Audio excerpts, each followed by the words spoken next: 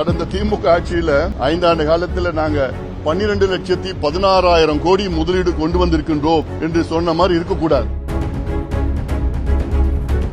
தமிழ்நாட்டில் தனியார் தொழிற்சாலைகளில் 80 விழுக்காடு வேலை வாய்ப்புகள் உள்ளூர் இளைஞர்களுக்கு வழங்க வேண்டும் என்று சட்டத்தை கொண்டு வர வேண்டும். காங்கிரஸ் பாத்தீங்கன்னா 3 மாதத்திற்கு முன்பு அங்க நாடாளுமன்றத்தில் பிளக்கார்டு வச்சிருந்தாங்க, ஃபேர் டீலிமிட்டேஷன். இப்போ காங்கிரஸ் 3 மாதத்திற்கு பிறகு நோ டீலிமிட்டேஷன்.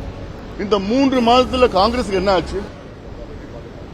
அதாவது கடந்த திமுக ஆட்சியில் 5 ஆண்டு காலத்தில் நாங்க 12,16,000 கோடி முதலீடு கொண்டு வந்திருக்கின்றோம் என்று சொன்ன மாதிரி இருக்கக்கூடாது. அதாவது புரிந்துணர்வு ஒப்பந்தம் வேற, உண்மையான முதலீடு வேற. மெமரண்டம் MOU வேறு.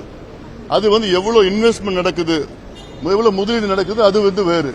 அது உண்மையா வரணும். கடந்த காலத்தில் நம்ம பார்த்துட்டோம், எவ்வளவோ பார்த்துட்டோம். இப்போ திமுக ஆட்சியில் 5 ஆண்டு காலத்தில் 12,16,000 கோடின்னு சொன்னாங்க. ஆனா ஆக்சுவல் இன்வெஸ்ட்மெண்ட் எவ்வளவு தெரியுமா வந்திருக்குது? கிட்டத்தட்ட 1.5 லட்சம் கோடி தான். அது போன்று இருக்கக்கூடாது. அதனால அது மட்டும் இல்ல, இப்ப முதலீடு வந்ததுன்னா மகிழ்ச்சி. ஆனா அதுக்கேற்ப வேலை வாய்ப்புகள் உருவாகணும். ஏன்னா இன்னைக்கு வேலை இல்லாததான் கிட்டத்தட்ட தமிழ்நாட்டில் 1 கோடி இளைஞர்களுக்கு, படித்த இளைஞர்கள் மேல வேலை இல்லாம இருக்கிறாங்க. அவங்களுக்கு வேலை வாய்ப்பு உருவாக்கணும். அது இல்லாம இன்னும் முக்கியமான ஒரு சட்டம், என்ன சட்டம்னா, தமிழ்நாட்டில் தனியார் தொழிற்சாலைகளில் 80 விழுக்காடு வேலை வாய்ப்புகள் உள்ளூர் இளைஞர்களுக்கு வழங்க வேண்டும் என்று சட்டத்தை கொண்டு வர வேண்டும். இந்த சட்டம் ஆந்திரா, கர்நாடகா, மகாராஷ்டிரா, ஹரியானா, குஜராத்தில் சட்டம் இருக்கிறது. இது தமிழ்நாடு கொண்டு வரும். இது தேர்தல் வாக்குறுதியில் தாவக அரசு இது கொடுத்திருக்கிறாங்க. அதெல்லாம் கொண்டு வாங்க, சீக்கிரம் கொண்டு வாங்க. வேலை வாய்ப்பு உருவாகும்.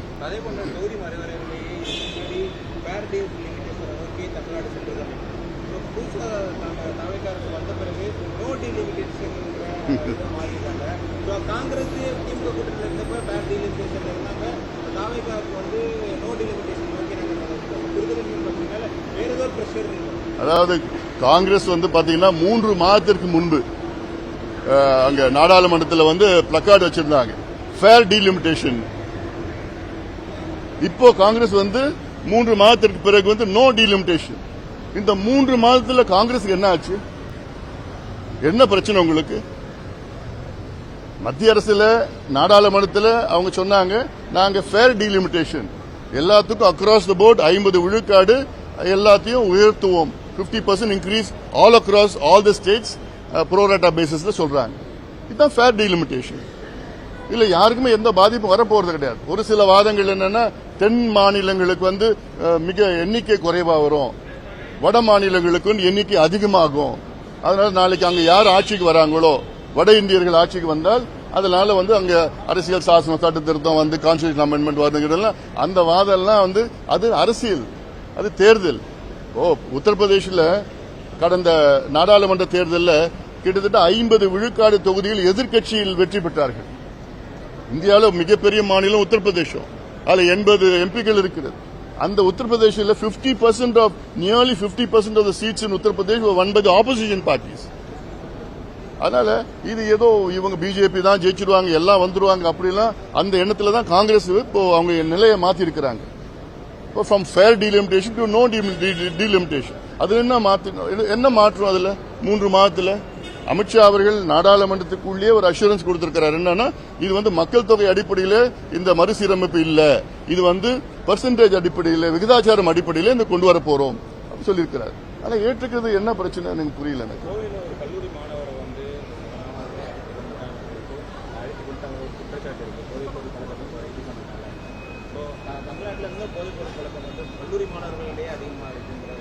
அதுதான் இந்த 5 ஆண்டு காலம் அந்த பழக்கத்தை ஊக்குவித்துனா மறைமுகமாக நேரடியாக எல்லா வகையிலையும் ஊக்குவித்தது கடந்த திமுக ஆட்சி தான். இன்னும் அதுல இருந்து நம்ம வெளியே வரல, மீட்டெடுக்கல. ஏன்னா லட்சக்கணக்கான இளைஞர்கள் இந்த போதை பழக்கத்துக்கு அடிமையாகி அவங்க மீட்டெடுக்க வேண்டும், கண்டறிய வேண்டும், அந்த சோர்சஸ் எல்லாம் அது குறைக்க வேணும், எல்லாம் இருக்கு, நிறைய பிரச்சனைகள் இருக்கு. அதுல இன்னும் தீவிரம் இந்த அரசு காட்ட வேண்டும்.